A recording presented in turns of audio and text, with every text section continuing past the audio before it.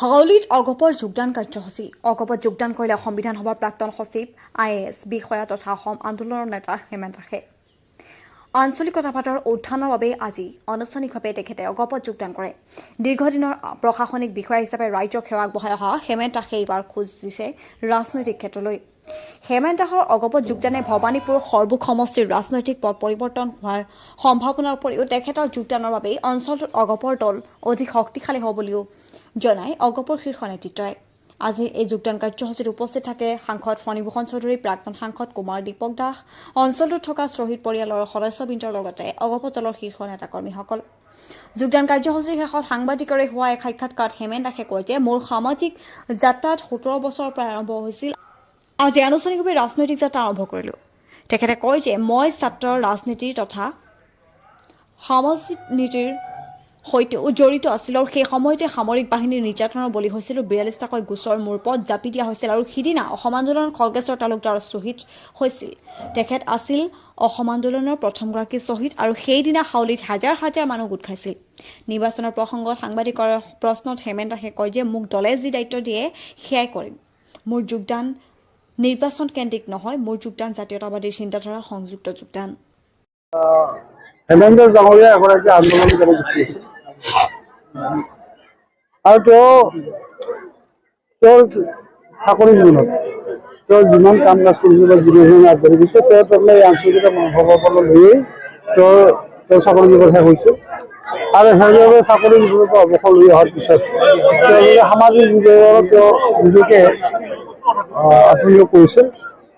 আৰু আমি ভাবোঁ যে হেমন্ত দাস ডাঙৰীয়াই অসম গণ পৰিষদত যোগদান কৰাৰ ফলত তেওঁৰ যিটো লক্ষ্য, তেওঁৰ যিটো চিন্তাধাৰা, এই চিন্তাধাৰাটো আগবাঢ়ি গ'লে আমি এই অঞ্চলত এই বেলটোত আমি অসম গণ পৰিষদৰ অধিক শক্তিশালী হ'ম। এই কথাটো আমি আমি ক'ব পাৰোঁ। শ্বহীদ খৰ্গেশ্বৰ তালুকদাৰৰ সমষ্টি ভৱানীপুৰ হেমন্ত দাস ডাঙৰীয়া কি নিৰ্বাচনত আগবঢ়াৰ সম্ভাৱনা আছে?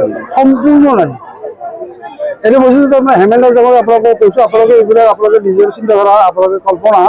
মই ক'লো হেমন্ত দাস ডাঙৰীয়াই দলটোক শক্তিশালী কৰাৰ স্বাৰ্থত আহিছে।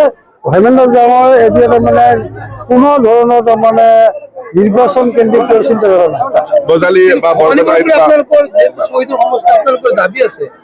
নাই, এইটো বস্তু সেই কথাটো মই এতিয়া নকওঁ।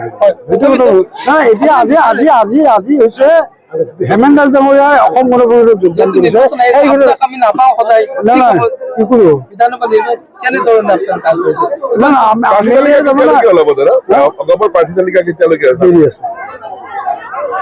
আৰু 5-7 দিন লাগিব।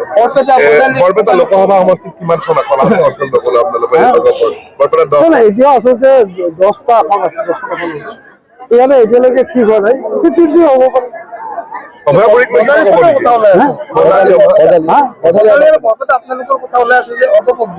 নাই, সেই কথাটোতো আপোনালোকে আমাতকৈ বেছি জানা হয় না। আপোনালোকে সমান প্ৰকাশ কৰা নাই। আমি গোৱালপাৰা পাইছোঁ, বঙাইগাঁও পাইছোঁ, ধুবুৰী পাইছোঁ, এইবিলাকতো আমি এতিয়া প্ৰকাশ কৰা নাই। আৰু আপোনালোকে আমাৰ সেই সমষ্টিবিলাক যিবিলাক সমষ্টিত আমাৰ কৃষ্ট চলিছে, আপোনালোকে সেই সমষ্টিবিলাকৰ আমাৰ দলীয় কৰ্মীসকলক সুধিলেই গম পাব যে আচলতে সেই বস্তুটো কাৰ ভাগত পৰিছে। বদলিয়াৰ বৰপেটা সম্ভাৱনা আছে আপোনালোকে ক'ব বস্তুটো মই কিয় কম কৰোঁ?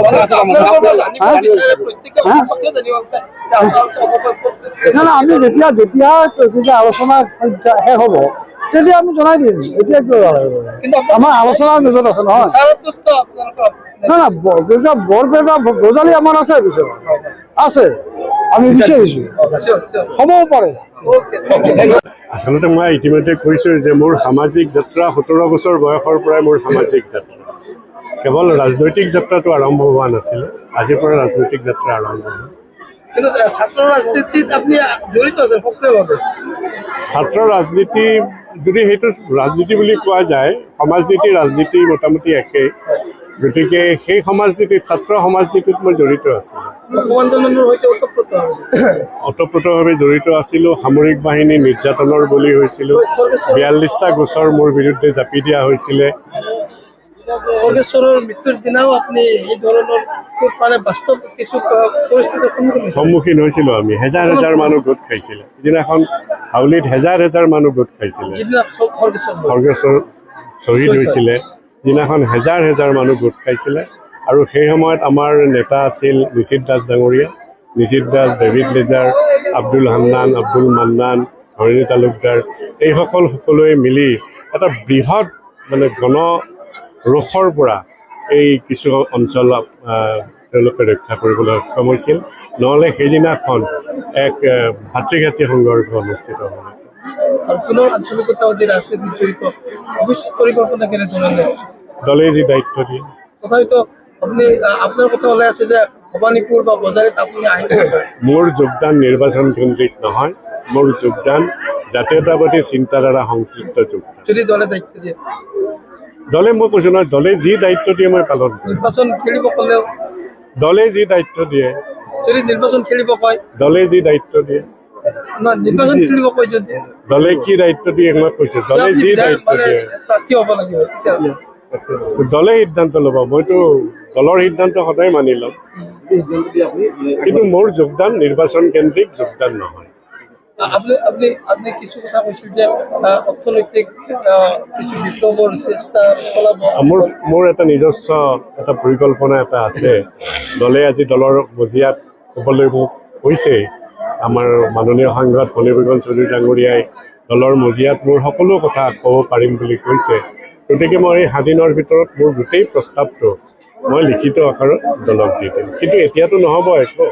এইটো পিছত যেতিয়া আকৌ মিত্ৰজোঁটৰ চৰকাৰ হ'ব তেতিয়া হয়তো চৰকাৰে বিবেচনা কৰিব পাৰিব। কিন্তু মই এটা কথা কৈছোঁ যে জৈৱিক ক্ষেত্ৰত অসমক স্বাৱলম্বী কৰি গঢ়ি তোলাৰ কাৰণে মৎস্য উৎপাদনত আৰু কণী উৎপাদনত স্বাৱলম্বী কৰি গঢ়ি তোলাৰ বাবে সেয়া যথেষ্ট পৰিমাণে সহায়ক। দীৰ্ঘম্যাদী পৰিকল্পনা য'ত 3 লক্ষ যুৱক যুৱতীয়ে কৰ্মসংস্থান, প্ৰত্যক্ষভাৱে চৰকাৰী সংস্থাপন নহয় কিন্তু কৰ্মসংস্থাপন পাবলৈ সক্ষম হ'ব।